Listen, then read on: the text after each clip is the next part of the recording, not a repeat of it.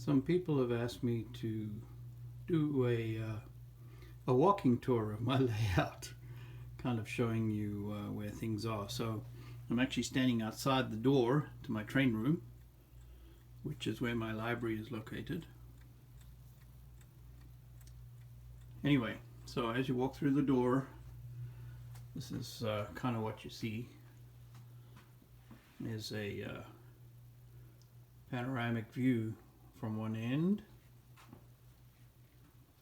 across the room to the far end.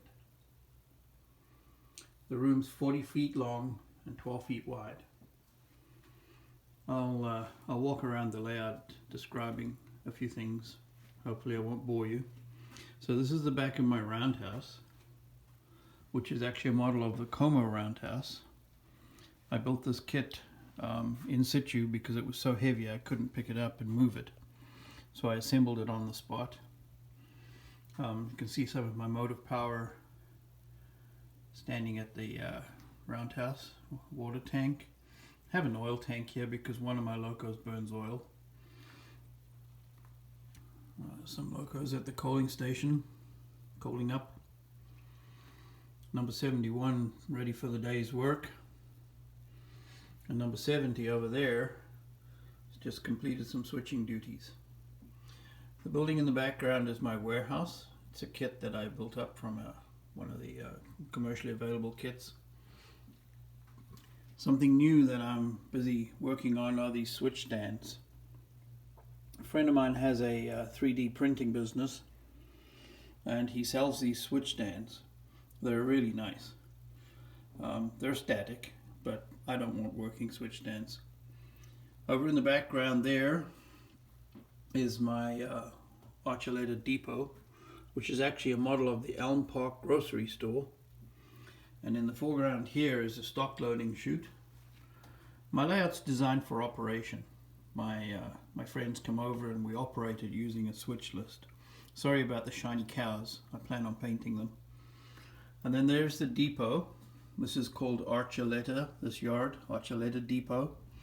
I scratch built that structure several years ago.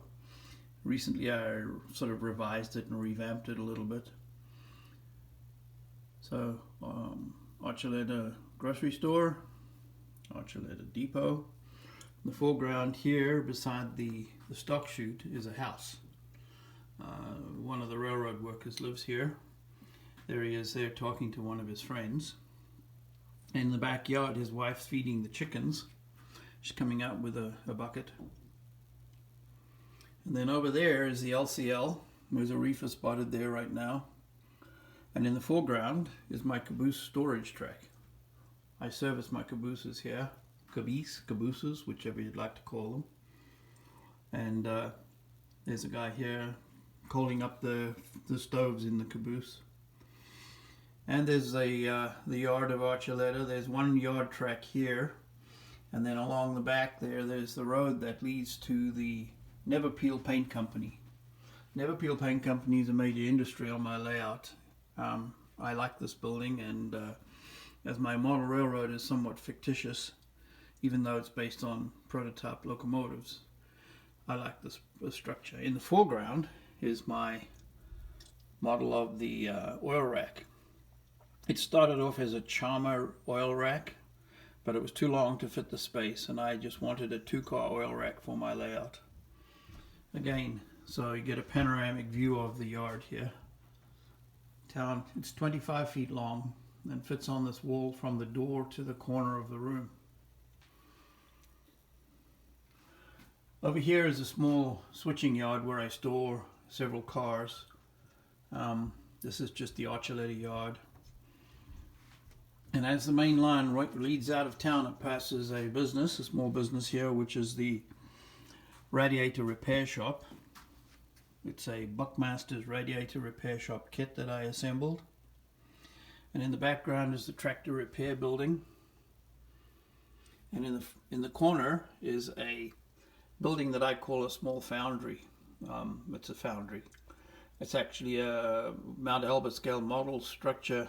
I think it was called Stanley Storage. Anyway, it's my foundry. And then the main line continues up the room. I'll walk the room to the other end. So as we walk along, we follow the main line. Sorry for the jerkiness, I'm walking. And we come to Argo. I haven't built this building yet. This is going to be the ore bin will go here. But this is the Argo mill. And the way I built this, I bought a photograph and a friend printed it for me on a large size printer, and then I built the building out of foam core, obviously compressing it a great deal to fit into the small space. This part of the building here is probably 200 foot deep on the prototype. So again, lots of operation here. Cars come and go from this area. The main line continues down here to the town of Eagle. And when we reach Eagle, we have a stock pen. And we have the depot, which is here, and a section house. And in the background over here, we have the mine. This is Eagle Mine, a major industry on my layout. And in the foreground, we have the lumber yard. These are relatively new structures that I've added to the layout, especially this lumber yard. I just recently assembled this from a Mount Albert scale lumber kit. There's 4 structures which make up the kit. They're beautiful and they go together quite well, although the instructions need to be deciphered. The mailman here is talking to the manager of the lumber business. He's delivering some mail. And here we see the lumberyard truck being, the driver's just boarding it right now to go and deliver some boards. This is the saw. And this is the lumber rack. As we leave the town of Eagle, we pass by the mine. There's a miner's shack there where the mine workers reside and eat. And then we curve around the room, covering the to the Y. Give you an aerial view of the Y. I call this Y Forks Creek because I am sort of modeling Colorado and southern narrow gauge, although I don't have space for the structures. The bridge you see there is a scratch-built bridge. It's not a contest model, it's just a piece of scenery. I'm not a rivet counter to that degree. You can see the water running under the bridge there. And you can see the 2 creeks, Fork Creek coming through there. So to get to the other side, to walk down the middle of the room, I have to backtrack. So you can see there's Eagle over there. And then I come around here behind this big rock face, and here's the tail of the end of the Y coming out through the scenery here. You can see the bridge there. There's another small steel trestle here. River rushing underneath it. And then the main line heads up the center of the room on this peninsula to the town, which is the west end of the layout. This is the town of Pitkin. My town of Pitkin is, for operational purposes, another interesting place to switch cars. There's a brewery over there, future lumber yard here, lumber dealer. Over on the back there is a oil facility where the tank cars end up. And there's a few commercial buildings here. And then the town of Pitkin is very much a work in progress.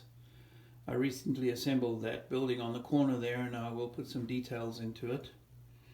Here you see a Don Winter cement mixer standing there. But that's the street scene looking up Eagle, and you can see on the other side of the room, that's the town of Archuleta.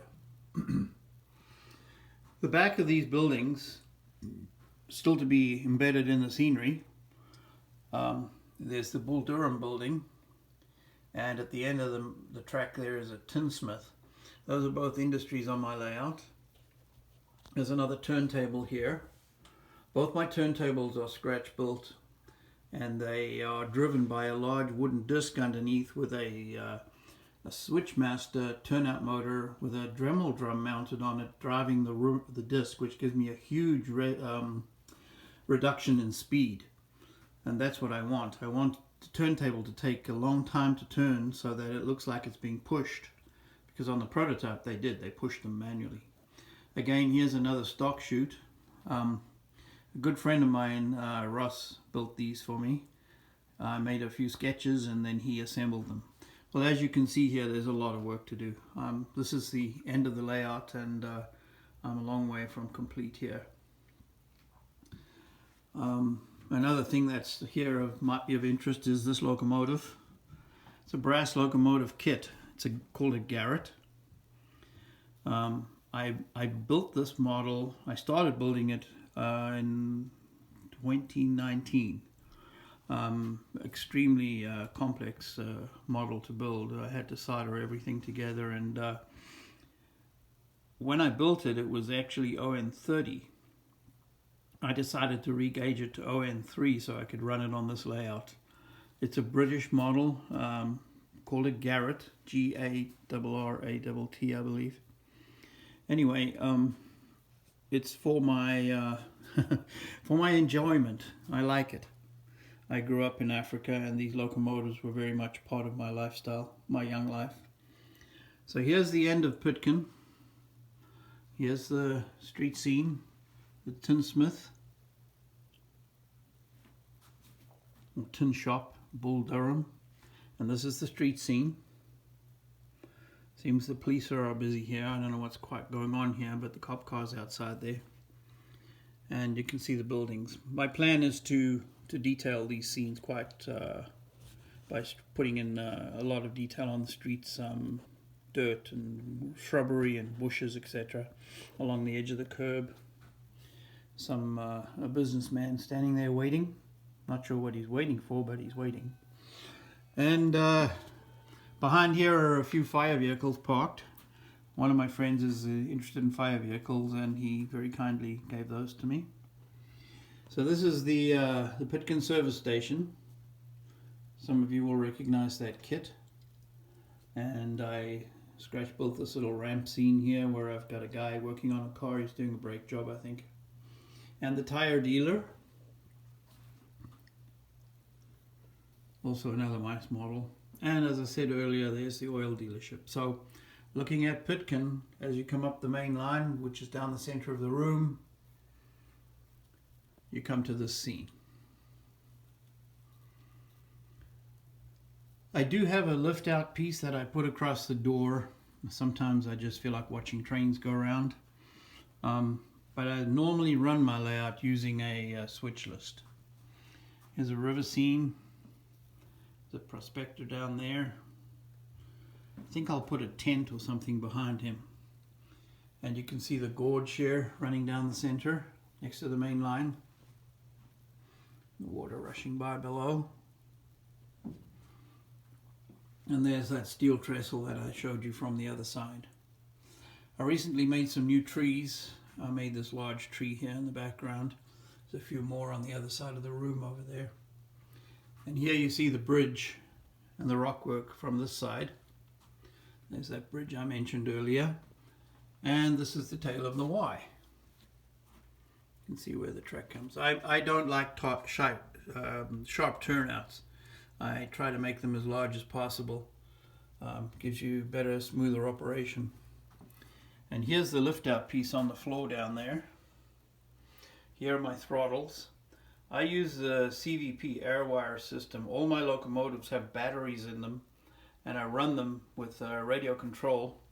The CVP Airwire system is compatible with the Tsunami decoders, so I get an excellent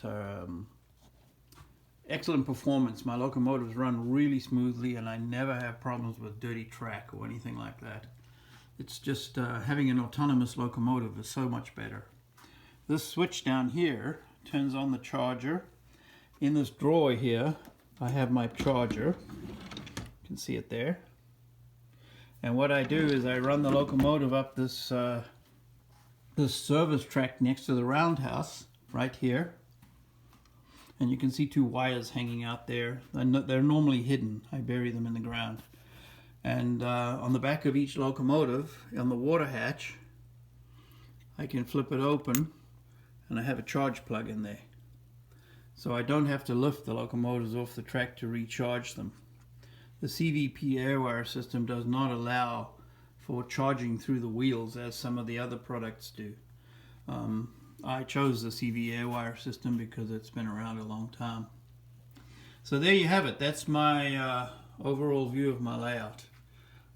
Several people have asked me to make a video of it, and I did actually for the National Narrow Gauge webinar some 2 years ago. But I've made a lot of improvements since then. I've been doing scenery work, trying to bury the scenery, and not bury the scenery, but hide the scenery where the backdrop and the foreground meet. And the wall, I tried to paint the wall so that it matches. I painted this backdrop when I first built the layout, so it's been here quite a few years now. I started building this layout in 2016 when I retired, and it's been a constant progress for me.